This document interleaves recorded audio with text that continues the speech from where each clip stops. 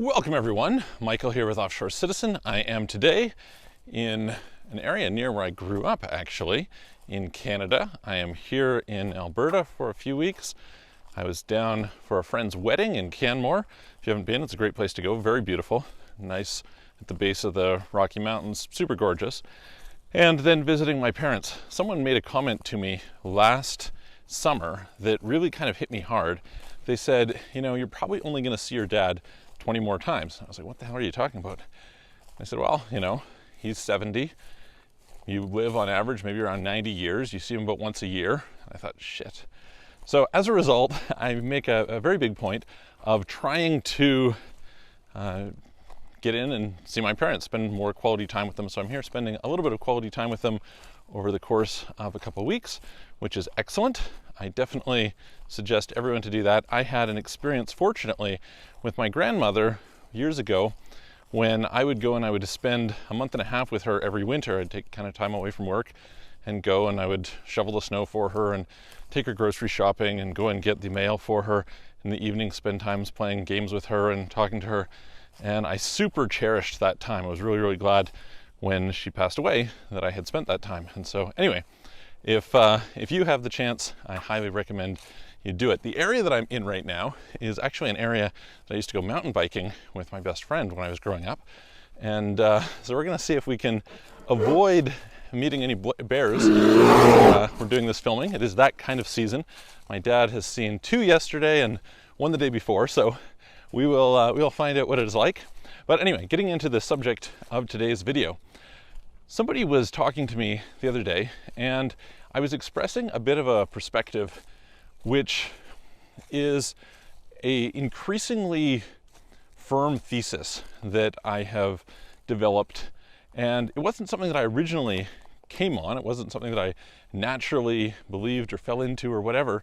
And as a result, I figured I would share with you the logic and how it might have some bearing on what it is that you want to do with yourself and your internationalization plans.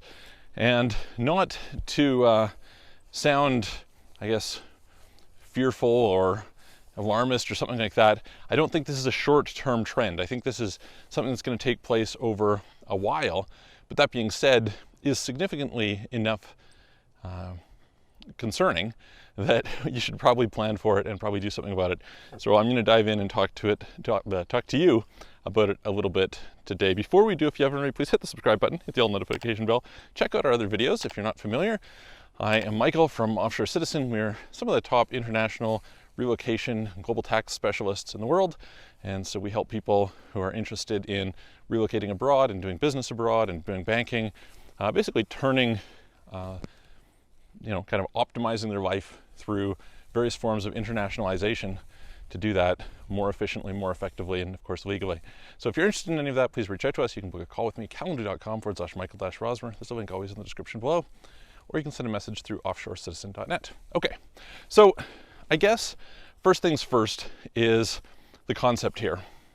I think there's something really, really important about this period of time, which is different from what we have seen throughout most of the rest of history. Probably the nearest approximation to this is around the 1500s, or that period.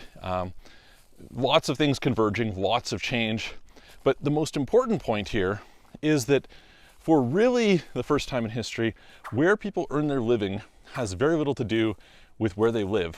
And The Economist made a report in 2019 stating that by 2035, it was expected you would have 1 billion location-independent workers. Well, you know, that was before COVID, and so one would expect that that has accelerated. So, big deal that is kicking off what I call the Great Migration. So I'll do a video in the future on the Great Migration, but I strongly believe you will see a massive migration as we have not seen since kind of the colonial period, sort of post-Christopher Columbus, over the next 100 years or so. And what does this mean? It means that likely, for some reasons I'm going to explain, countries are going to prevent you from doing that. And that sounds kind of scary, right? You might say, what are we talking about here? Why would they do that? No, I can't believe, these are these freedom-loving places. Well, let's just recognize that During communism in the Soviet Union, in particular in East Germany, it was a big deal. They said it was the first time in history that a wall had been built in East Berlin to keep people in rather than to keep them out. Then we saw COVID and countries like Australia restricting people from leaving, which just seems insane. Of course, the ones who were citizens weren't allowed to necessarily come back and benefit from their country, but this was what was happening. And I think that's a little bit of a precursor, but for different reasons, to the powers that they can exercise over you and what is likely to happen. For a very long time, I kind of took the position that if you have a passport like a Canadian passport, Australian, New Zealand, most of the European ones, etc., there was not really any reason to get a second citizenship. Because look, you have a lot of visa-free access, you're in a situation where you're not taxed based on your citizenship anyway, so what's the difference, right? What are you really going to gain? Maybe if you wanted to go live in some country and you wanted to have access, okay, that can make sense, but really, what was the value of a plan B? I have since changed that position, and part of that happened through COVID, but even more, I think it is kind of crazy for people not to get second citizenships when you consider the following. So you can sort of reference Ray Dalio in this. He's talked a little bit about this idea of what he calls the hollowing out of communities. And the principle is pretty simple. Places are not that attractive to live. Therefore, wealthy people who can move. When they do that, what they do is they suck the resources with them, right? They are high producers, high contributors, at least economically, to the tax base. And suddenly that area becomes more resource starved. Now what tends to happen when that takes place is countries say, oh, we need more money because we have to pay out these entitlements, etc., make things better for the lower class of people, the people who need welfare and things like this. And so they raise taxes, and there's only one group of people they can raise taxes on. Those are the rich. And by the way, you don't have to be that rich for this to affect you. Like the 1% in Canada is a little over $200,000 a year. 0.1%, a little over $600,000. 0.01% is a little over $2 million a year, and 0.001% is $10 million a year, which, to some people might sound really high, and it is. The reality is if you make over $2 million a year, you're pretty well off. But the point is that how many people are in the 1%? In a country of 40 million people, approximately that's what you've got in Canada, you're talking about 400,000 people, right? That's the 1%.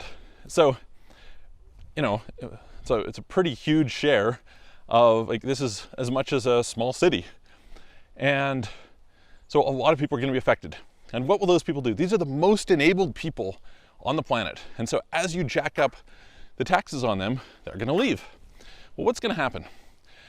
The governments, I think pretty naturally, and the populace is going to say, hang on a minute, when these people had nothing, they took advantage of us, took advantage of our social services, our education, our whatever. Never mind that you could go and get healthcare and education that is equal or better in countries that tax you a lot less. That's irrelevant to this conversation. They will hold this view. And in the process of doing that, they are going to say, well, to heck with them. We're going to prevent you from leaving. And we can already see this in various countries. I did a video recently talking about the situation in Australia, where they're looking at implementing this three-year rule. You have countries like Norway that have a 3-year rule where you can't get out of their tax system in most situations simply by leaving. You're tax resident for 3 more years. So yes, you can physically leave, but you can't leave their tax system, right? There's situations like that in Portugal for people who are citizens who've been there for a period of time. Spain has some similar stuff. Mexico has some similar stuff. Hungary has some similar stuff. Like a lot of countries already have this. So this is not citizenship-based tax. This is not, coercion where they're, preventing you from moving per se. What it is it is an attempt to have you escape with your tax base. And we see this obviously with the global minimum tax on corporations, right? They're saying, okay, well, we don't care where you go, we don't care how competitive other places are, etc. this is what we're going to do. We're going to require that you pay this global minimum tax, even if you're not, and then they set up this kind of coercion on other countries. And so the same sort of thing will likely occur. Within the EU, you can still move, and you will still be able to move. You'll be able to leave Portugal and go to Denmark or France or Sweden or Ireland or something like that. Kind of similarly high tax countries. This is going to mean that countries like Bulgaria are going to do exceptionally well. Countries like Romania are probably going to do exceptionally well because they're what people would probably call reasonable countries. But it's going to prevent people from kind of having this complete flight. Places like Dubai will be the enemy. And people will be disincentivized greatly from leaving. What's the only real escape from that? Is getting a second citizenship. Getting a second residency soon, right? In advance, so that you're kind of out in it beforehand. But the bigger thing is having a second citizenship, because at the end of the day, what can they do? They can take away your passport. That's what they have the power to do. And if that's the case, you can't travel, you can't get a residency somewhere else, you're pretty screwed. And so I suspect that over time we'll actually see organizations that will prop up that will have passports that are not nations, and that'll be a really interesting period of time, but that's a long, long ways in the future. By the way, this is, well, I mean, if you're looking at some place like Norway, they've already got it. But this will probably take place over decades. It's not like a tomorrow thing. But it is, I think, a thing that is practically inevitable because the middle class is going to get smaller and smaller. And you pretty much know the middle class is going to get smaller and smaller because the forces that are responsible for creating a middle class, which has only really happened in two periods of history, which is the Industrial Revolution and after the Black Death, don't exist. And so you will have more people who find it easier to make a lot of money, and you will have people in normal traditional roles who will be eroded, and that will create political pressure to go after the minority. The minority are the 1%, and as a result, that will be what the pressure will be. So anyway, let me know what you guys think about this. I think it's super likely. I can't say that it's guaranteed. Nothing is guaranteed. The crystal ball is broken. But I think over the next few decades, it is highly, highly likely countries are going to try and prevent you from leaving as the Great Migration becomes a bigger and bigger thing. And so I think it behooves people to have a, let's call it, maybe you're not ready now, a 5-year plan, a 10-year plan to protect yourself from this, because they will not want to lose your resources. You are a cow to be milked.